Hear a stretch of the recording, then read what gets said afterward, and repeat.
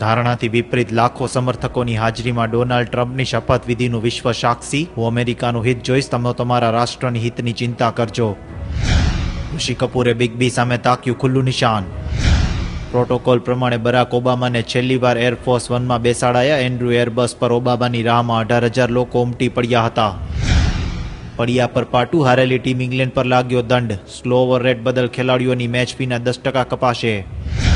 Ground એન્જિનિયરને પાયલટે આપી ધમકી, plane ચડાવી દઈશ। ટેક ઓફનો સિગ્નલ આપવામાં મોડું કરતા પાયલટ ગુસ્સે ભરાયો। કાલે ઈડન ગાર્ડનમાં ધોનીનું સન્માન, ફેમિલી હાજર રહેશે। શું કાલનો વનડે શિખર ધવન ગુમાવશે? ગૂગલની ટેંગો ટેકનોલોજીવાળો 4 કેમેરાવાળો સ્માર્ટફોન લોન્ચ થયો। પ્રધાનમંત્રી ગરીબ કલ્યાણ યોજનામાં પખવાડિયામાં ₹300 કરોડ જાહેર। રોકડમાં રહેલી બેનામી આવક જાહેર કરવા આવકવેરાના સર્વેમાં દબાણનો વ્યૂહ। નોટબંધી બાદ બેંકોમાં જમા થયેલા કાળા નાણાં શોધવા ખાતા ફંફોડતું આવકવેરા વિભાગ। રિસર્ચમાં ખુલાસો, કેટલીય બીમારીનો ઇલાજ ગંગાજળથી। શાસ્ત્રોમાં ગંગાજળને અમૃત સમાન વર્ણવ્યું, તેને સમર્થન।